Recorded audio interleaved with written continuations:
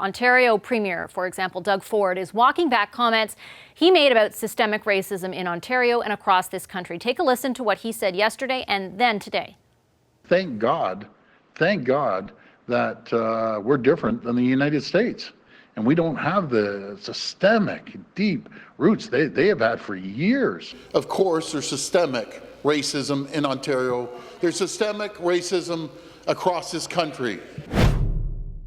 The protests across the United States in the wake of George Floyd's death have led to a greater discussion about systemic racism here in Canada. Akwasi Owusu-Bempah is an assistant professor of sociology at the University of Toronto. Robin Maynard is the author of Policing Black Lives, State Violence in Canada from Slavery to the Present. She's also the Vanier Scholar at the University of Toronto. They both join me from Toronto to discuss this subject. Hi there. Thanks so much for making time for me and for our show. Hi, thank you. Thanks for having me. Ms. Maynard, I wanted to start with you. We just played a clip of Doug Ford basically saying yesterday, thank goodness we don't have the kind of racism that you see in the United States. I'm paraphrasing. And then today, walking that back and acknowledging that that's kind of systemic racism does exist here. I'm wondering from your perspective why it's important to not sort of live in a state of denial, to not say, oh, we're better than them. Why is that important right now? It's extremely important for us to take into account the realities of Canadian life, particularly the realities facing Black Canadians, facing Indigenous peoples in Canada. One of the reasons that racism is so persistent in Canada is because of the commitment to being perceived as a haven of racial tolerance. That's far more of a commitment than actually examining, naming, and challenging the material conditions, the gross inequalities that Black communities continue to face in terms of ongoing, egregious systemic racism. Professor Owusu-Bempah, I know that you have studied a lot of those inequalities. What can you tell us about some of the systemic ways in which Black people are disadvantaged in this society, in Canada? Yeah, absolutely. So I think when we look at outcomes across a number of social institutions, we see the overrepresentation in negative outcomes amongst both Black, African Canadian, and Indigenous people. That goes from child welfare through to employment and the criminal justice system. So Black youth are more likely to be taken away from their parents, to be inappropriately streamed in schools and to be subject to school discipline. Of course, we know that discrimination exists in our employment sector, and we've had numerous faux resume studies to demonstrate that. And then, my area of research, the criminal justice system, we see a great overrepresentation of African Canadians from stop and search through to incarceration. And I think part of what's troubling for me, Robin points out correctly, is that when we live in this state of denial and one of colorblindness, we don't actually often see when things get worse. And, the concentration of incarceration amongst Black populations has been a feature of our recent past, as it has been with our Indigenous population. And Ms. Maynard, I know even specific to policing, there are reports out of Montreal and Toronto about the disproportionate ways, again, that police officers, for example, use force against Black Canadians. What kind of data is there out there to show in the policing world as well that this is a huge issue? Well, it's important to recognize that we've seen studies that have been demonstrated in Lethbridge, in Vancouver, in Halifax, in Kingston, in Toronto, anywhere where there is a study, in Montreal, most recently with the Montreal Police as well, the Wortley report coming out of Halifax that show us that anywhere that Black people are living, our communities are being stopped disproportionately in the streets. And we know that that's something that escalates both into increased arrests, increased incarceration rates, and it's also something that comes with increased vulnerability to violence. Especially if we look to the most recent Ontario Human Rights Report, we see that Black people are 20 times more likely to be shot by police than white people living in Canada. We need to understand that systemic racism itself is violence, that it's also a violence that youth are being told to disperse when there's two or more of them playing basketball in the park in a pre-pandemic time, right? Where Black people's ability to live and walk freely through the streets is something that, the 2011 Quebec Human Rights Commission report, for example, shows us that Black people don't have that same access, even to walking out in the streets. We also know that means that if you're Black and having a mental health crisis, for example, that is an incident that can lead to death for somebody in the Black community. It's been clear in the case most recently of DeAndre Campbell, but we also saw that in terms of Andrew Loku. We saw that in terms of Pierre Coyolan in Montreal, that this really is a life or death crisis for Black communities. I wanted to follow up with you, Ms. Maynard, and ask, we were just listening to the former president of the United States, Barack Obama, talk about this, and one of the points that he made that struck me was this data is out there, and the solutions, the evidence-based solutions are out there as well. Those reforms are present, they're just not being implemented. And I'm wondering from your perspective, Ms. Maynard, if the same can be said here in Canada.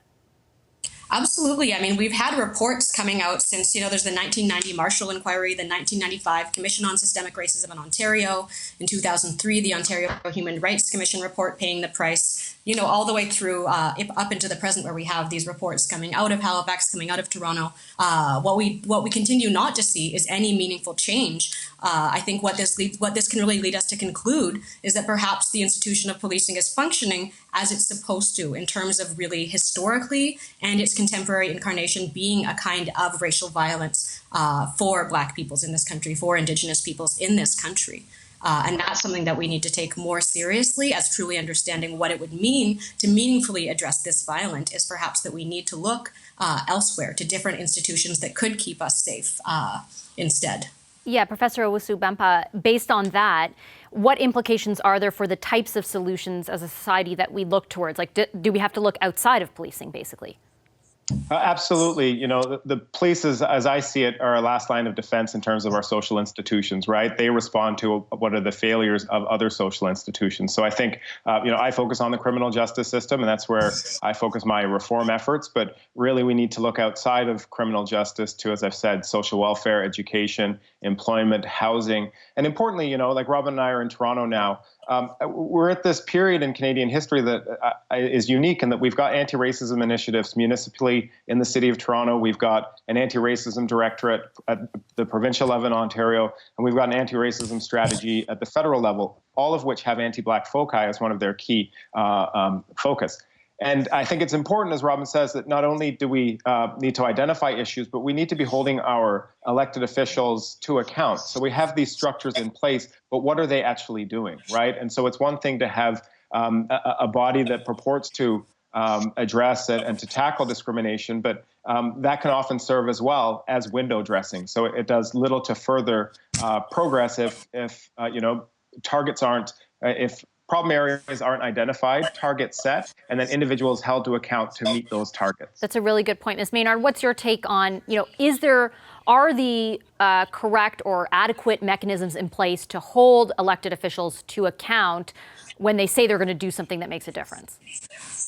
I mean, I think that what we've seen is that there's been so much of a lack of political will to meaningfully address the real crises at hand, right? Which is that if we think about public safety more broadly, if we think about the fact that most of the things that we identify as crimes are related to poverty, are related to mental health, are related to substance abuse, then are we seeing any elected officials tackle these issues? No, we're seeing the exact opposite. We're seeing malign negligence, and we're seeing more and more money being thrown at policing, as we see the Toronto budget, for example, the Toronto police budget at over $1 billion, and we see the drastic underfunding of any of the services that would actually be life-saving for people in terms of community outreach, in terms of even public housing, which is, funded at a fraction of that of the Toronto police budget. So we're just seeing a failure in commitment, we're seeing a failure in political will, and a failure in imagination to actually meaningfully address the kind of violences that we're seeing inflicted on Black communities, on Indigenous communities, on people living with mental health issues, and homeless communities.